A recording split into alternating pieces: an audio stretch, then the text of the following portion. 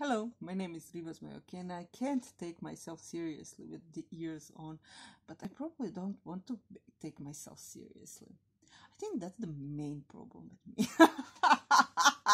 I don't want to take myself seriously, but people usually expect of me to, I don't know, be serious. When I was younger, I never needed anyone, and making love was just for fun. Those days are gone.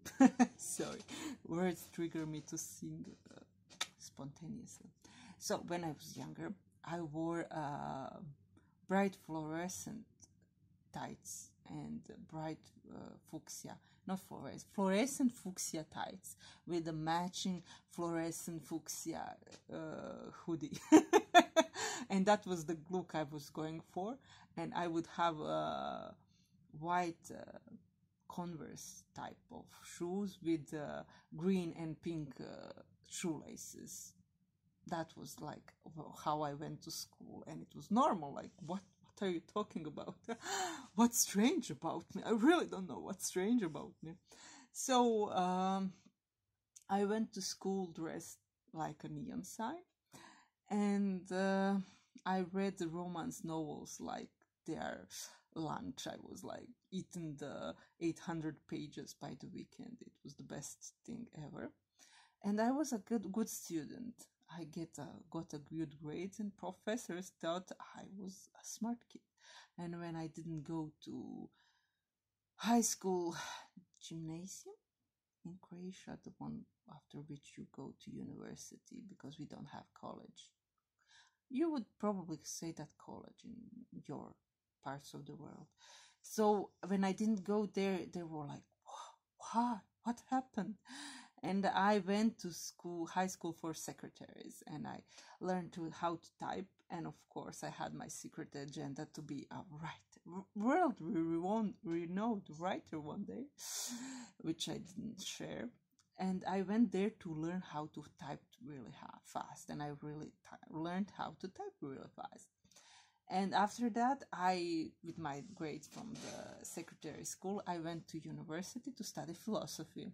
And when I ended philosophy, while I studied philosophy, I went there wearing bags made of plastic, and I continued to dress for the occasion, being pale pink from head to toe and such things. I was just like, I don't care.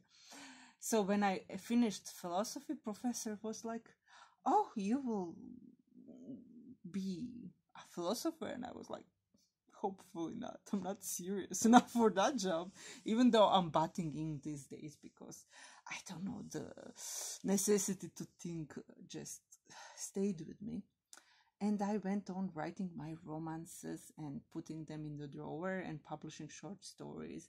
And then I found fan fiction in 2011, and I switched to English, and I continued to write my romance stories in English. All the while, I got married, I got pregnant, I had a child, I got divorced, I moved. Anyway, my life story went on as it did. But whatever happened since 2004, I've been writing daily, almost daily. And writing was my everything. I mean, it was just a therapy and fun and perspective to have a future, everything at once. It was writing. Whatever happened, I always had my writing to fall back on. Even after I had my child and had no time to write for serious reasons, I wrote fan fiction just to make my days less dull and less challenging. And writing really was there for me. Whatever happened when my parents divorced, through the war, after the war, through schooling, through my marriage, through divorce, through everything, through poverty. And as I failed to land a job after I exited the university in 2007, I failed to find a job, and in 2008 I was already pregnant And after I gave birth to my child, I found myself unable to find a job. Firstly, nobody was interested to call me in for an interview, and secondly, it was so depressing, and I had so much work with my child.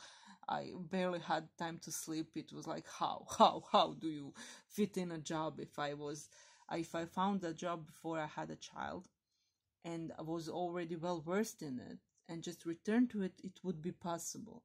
But to start a job from scratch in that state of disarray that comes after you have a child, it's just like it seemed like impossible to me, and I didn't manage to do it. I tried. I sent out application, but nobody was interested in me. And my husband, in one point, told me, "Just stop. It's making you miserable. Just we'll think of something." And for a while, I stopped applying for jobs and concentrated on my child and my writing again. And in a sense, since I had writing as a consolation, as a thing I can always fall back on, and as a hope, it was a hope, a beacon of hope somewhere in the distance. Even if everything fails, even if I don't manage to find a job, if I'm long-term unemployed, someday, maybe I write something that people will find interesting, something that will bring me money, because I published, but I wasn't really paid. In Croatia, it's really hard to get a paying gig for writing. So since I was so unsuccessful in my in creating any kind of stable job, career, anything, and I had my writing, there was a sense like I'm lazy, like I'm postponing and refusing to find a job because of my writing, when in fact it was opposite. I wasn't able to find a job. It just wasn't in the cards for me, as you could say.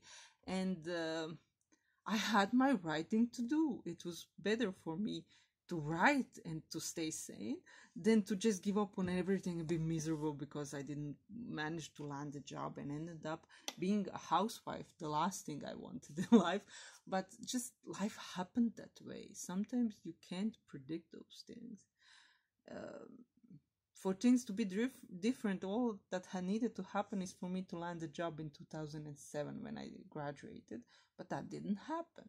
So I was jobless and I was writing, and there was this hostility creating about my writing in my family and my husband's family, like this sense that I'm wasting my time, that there is a need for them to tell me to wake up, like, why are you writing? Go and find a job.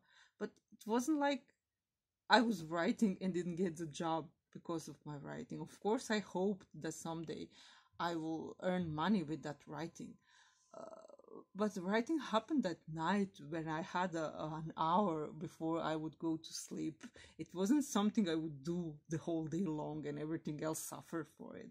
The whole day long I was a housewife, cleaning, cooking, and caring for children. So in 2016, my marriage started to fall apart, and 2015 it was already, I published my first novel, and it was like, now or never will I have my great idea finally. And in 2015 I got my great idea for authors, and I wrote the first drafts for first two books in 2015. And in 2016 my marriage started to crumble, to fall apart completely, and I was quite depressed, and it wasn't a pretty time. So I spent the whole year drawing a ship for authors, just designing the ship, drawing the maps, and standing the sinister atmosphere that was in our home at the time. And in 2017 I was already on my own, and then I wrote Dragon's Handler as I was left on my own. And as I wrote Dragon's Handler, I realized, for the first time in my life, I realized that I wasn't writing at all for all those decades before. Yes, I was writing, but it was more like a practice writing. It was like I spent 20 years just practicing for the moment where I start to write, that when I get my great idea, that I won't be the beginner who has no way of telling how to compose lines because I was writing for 20 years for every day, but I wrote only an hour or two max. And I had no time to spare. There was university, there was studying, there were children, there were chores, and you have no time to fit in more of yourself to writing. So I wrote an hour or two a day. Sorry, I will have to connect. My battery is running low because I'm rambling on. So I had no time to write more. So in 2017, I was husbandless and I had more time on my hands, and to avoid severe depression and just being staring upset at what will I do, I'm unemployed, without a husband, with two children, with no means, with nothing, dependent on my ex-husband, like we're still married. Just, it's still depressing to think about it too much. I shouldn't think about it too much. So what did I do? I focused on my writing and I wrote the whole day through, and it took me 3 years to complete Dragon's Handler and to learn how to write, because I don't think I even knew how to write before I wrote Dragon's Handler. And after I finished Dragon's Handler, it was like, oh, I had this whole new concept of how to compose the story, how to go about characters, what is missing from my writing, how to incorporate a bit of descriptions, because I'm always poor on descriptions. And then I went back to Outers, which I made a first draft in 2015, and 2019 finally made a second draft and made a real novel out of it. And I was like, so look at me, I will get somewhere. And me and my husband divorced in 2018. And in 2019 I moved houses, and then Corona started, and I was like, again, really? Because I was thinking that, okay, I divorced in 2018 and it is acceptable to have that year after the divorce, when he's not bound to me anymore, where I have enough money to sustain myself, to write some more, to just unwind and to stop, because it was till 2019, it was like I'm under constant pressure from dusk till dawn, till dawn to dusk. I was constantly on my feet, constantly doing something, and constantly mending my children, writing, doing chores, just surviving day by day. And in 2019 I was moving, and it was 6 months of just assembling for furniture. So I was like, I can take a year off just to write some more, and then I will start to search for a job. I will find a job, any job.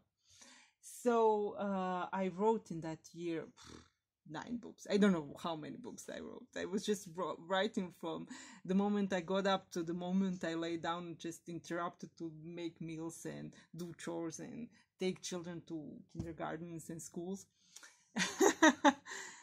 And then I was like, okay, my free time is up. It's 2019 May.